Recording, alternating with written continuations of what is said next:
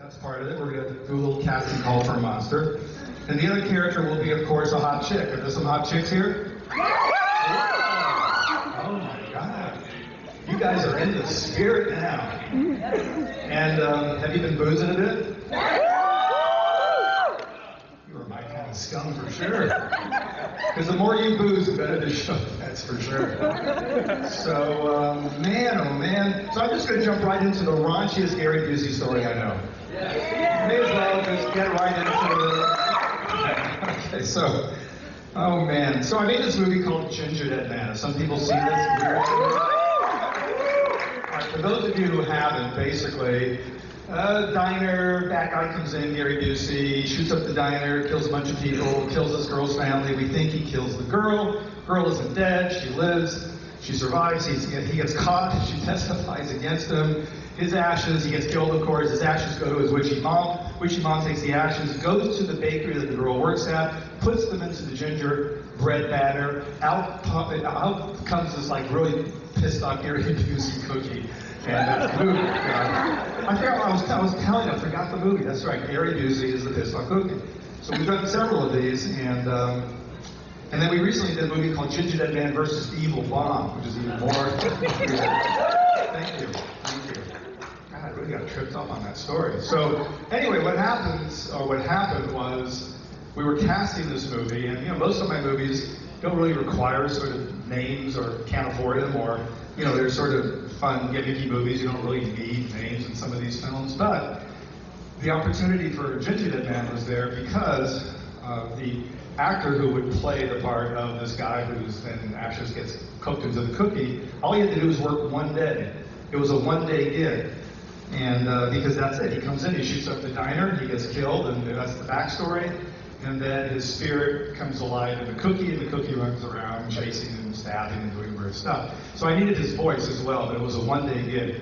So when we were casting the movie, my casting guys, because I was thinking, I had some ideas, I didn't really think we needed a name.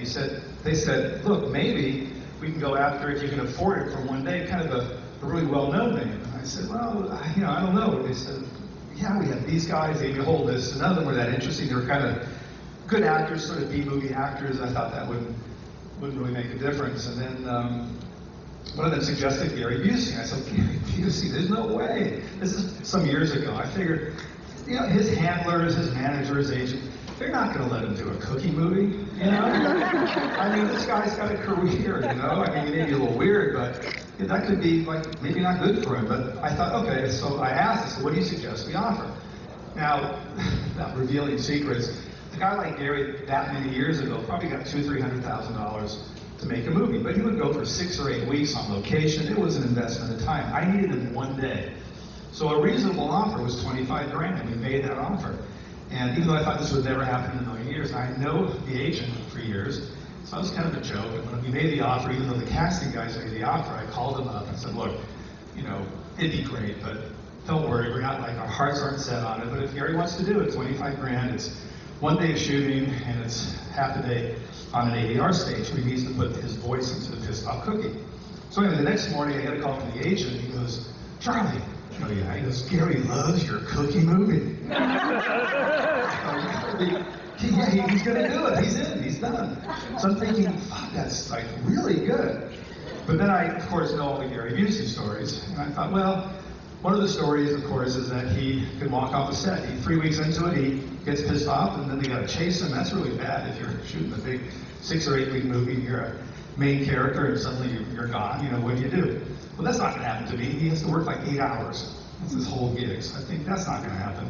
Then I hear he's really crazy, and sometimes he's a big guy. It's kind of, gets a little weird, but fuck it, man. I mean, I worked with Klaus Kinski. I worked with him. He's a dangerous crazy guy. We made a movie back in Italy called Crawl Space years ago.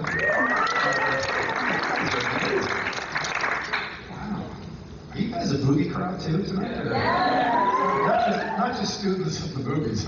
Well, anyway, so I figure, and Klaus back in the day, he got pissed off at the director, and I heard about this. I was on the other side of the lot. We actually Empire owned the Dina De Laurentiis studios in the 80s. We made movies there like From Beyond and Troll and... Let's have an orgy for sure. You guys are great. But then I heard, I was at the cafe, right, and everything was great. We were shooting 3 movies at the same time. And one of the PAs came and he goes, Charlie, in Italian. I speak Italian, so I can tell you this whole story in Italian, but I won't do that because that'd be a bummer. But he basically says to me, Charlie, they're about to have a big fight, and Klaus has got a gun to the head of David, who's the director. I go, no way. He goes, yes. So I come there. It had just broken up, but I guess Klaus was not happy with the angle, and the director was kind of a bullheaded sort of dude, and he took the fucking gun out and put it to the guy's head. Now, Gary Busey won't do that shit. The other thing I heard about Gary, then I'll tell you what happened. This is just the setup. Is he's like, as you probably have heard, a super womanizer. And he has no preamble. It's not like chatting the chicks up. He'll go up to a girl, never met her, likes her boobs, and goes like that. It's fucking weird. So I'm ready for all this stuff, and Gary gets to set, and I'd already spoken on the phone. He seemed really nice. And all his requirements was first to be driven to and from the set, no big deal, we had a car. And then he said, his handler said, he needs a motorhome. It doesn't have to be big, but it's got to be private. I said, all right, we can do that. I mean, we're a small company, we're all hanging out on little uncomfortable chairs, and we got this motorhome parked behind the diner. It's a real diner, it's not a set or anything. It's a diner where tons of movies get shot. So imagine, the diner's on a highway, there's only the highway.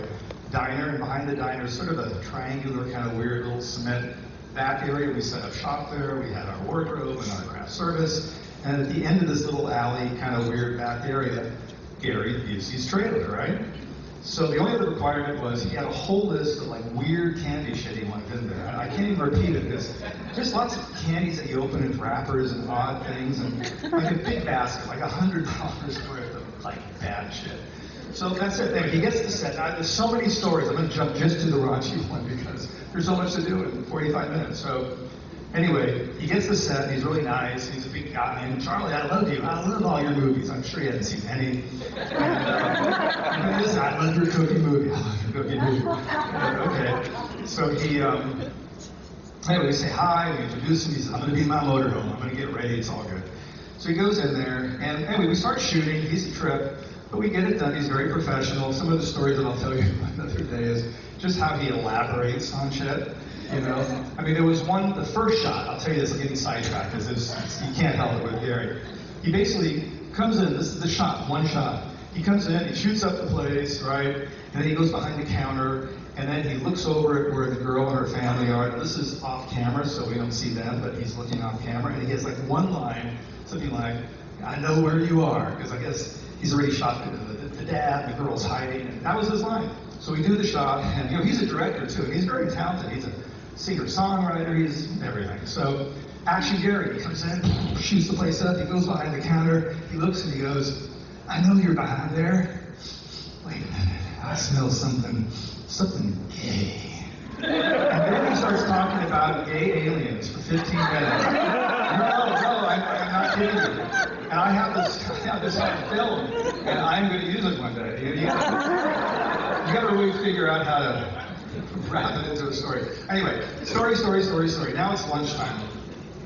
And, we have about a 30-40 minute break. Everything's cool. Gary goes to his trailer. Now it's about 20 minutes into lunch.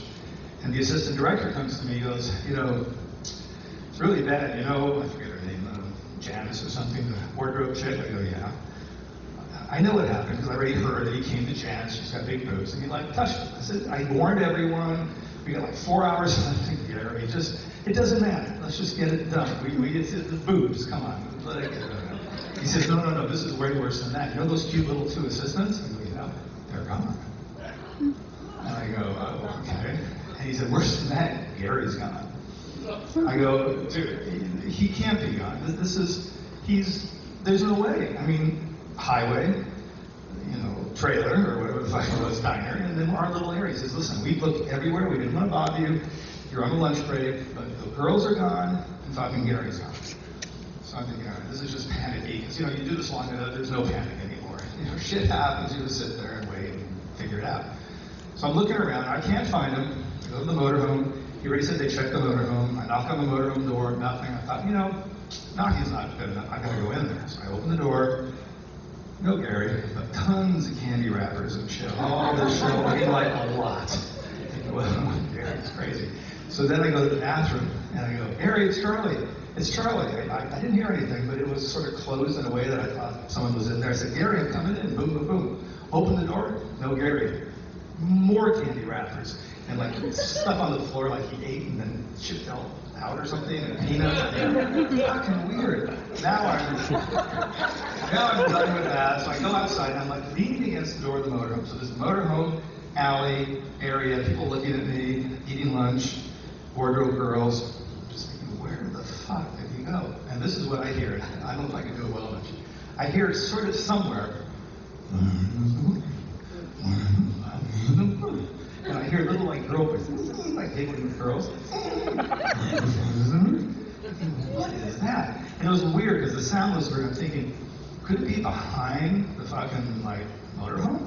There's not much space back there, so I kind of wiggle around. So it was wedged into this little alley, and I look around, and there's Gary. He's a big guy. He's talking to the two little chickies, right? And he's saying to them, and they're like looking up at him. He's saying, "Where is the bush? What the fuck happened to the bush? When I grew up, there was bush everywhere. Do you have a bush?" And the girl's like, "No, it's gone. Where the fuck did the bush go today? I'm pissed off." That's my story. That's it. I don't know. It's true. It's true. What can you do? And sometimes you ask, where is the bush? Where is it? Although I hear from people who know better than me that it's coming back. It is coming back. Maybe not. Maybe. No. Okay, guys. Whoa. Bring back the bush. No. Calm down. That's pretty funny. All right, so I'm going to show you guys something that we put together just because of my love of grindhouse movies. Are you into So, long story short, as maybe we talked already, some of us earlier today, you know, the bummer is, in a way, there are no video stores left in this country, right? I mean, it's gone. We used to ship, our whole deal was, for like decades, make cool movie, ship cool movie first on VHS, then on DVD, to Blockbuster and Tower and the Warehouse and Hollywood Video, make a few bucks, make another movie. That was sort of the plan, and it worked great until a few years ago when all those stores went out of business. So, for a lot of reasons, including I want to keep making movies and having you guys see it, I thought, well, how am I going to do this? I can't reinvent the video business. Everyone's going into this, into that, and streaming. And at that time, I had a few movies on Netflix, maybe 6 full-moon movies I licensed to Netflix. And they did really, really well. So the Netflix guys, they called me and they said, hey, we want to do a big deal and get all your movies. I thought, okay, that kind of makes sense. So they kind of proposed an offer that was all right. I said, look, 2 things, and I'm ready to do the deal. First thing is, you know, because I make movies that are they kind of belong together, I just want them under a Full Moon label. You know, don't drop them into 50,000 other movies. Just Full Moon. You go to Full Moon, then you see the Full Moon movies. They go, yeah, what else?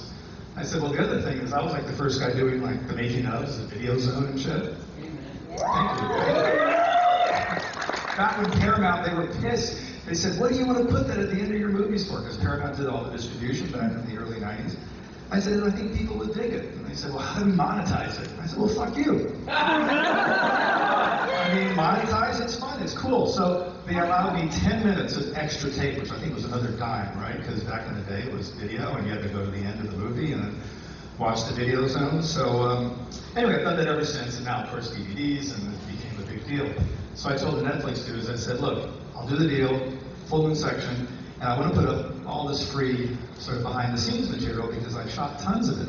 And back in the day, I was only allowed 10 minutes, but for every 10 minutes, I probably shot 4 hours. So if you're into a lot of the older movies, or Puppet Master, or Subspecies, or Transfers, I said, you can go see hours of that stuff. They said, nah, no, we don't want that. We just want to drop your movies, and blah, blah, blah. So I said my favorite word in Italian, ma vaffanculo, okay? Wow, no one speaks Italian. I just kind of said, fuck off, okay? So that's a terrible story. Segue, dissolve, I did the research, and I figured, well, we can do our own streaming site. It's not that complicated. It took a while. It took about a year to put it together, and we launched last September. It's called Full Moon Streaming. And it's kind of like, you know, our whole thing now is movies you won't find on Netflix, because little by little they're getting rid of a lot of cooler films, and, you know, they got their own agenda and family and their own original series. So all the Full Moon movies are up now, Full Moon Streaming. I have a label called Wizard Studios. I reintroduced it for new filmmakers, and there's one here, I think, tonight who did an awesome movie. She's the star of, here it comes, PMS Cop. The copy line is, it's her time of the month. It's a period piece, what can I say? So, I'm sorry. That's not my line. Someone said that, and I stole that line. Yeah. So, and then we have the Moonbeam label, those pictures I made that I'm releasing now, like Prehistorian, Dragon World, and Remote, those kind of sci-fi fantasy films for kids. And then the motherlode of all is Grindhouse. Not only do I have a lot of my own and others that I've licensed, I also license all the Blue Underground films. So you know those, they're really cool. We got tons. So you got this massive amount of cool, I don't know what you want to call it, exploit, Zambo. You're a fan of Zambo?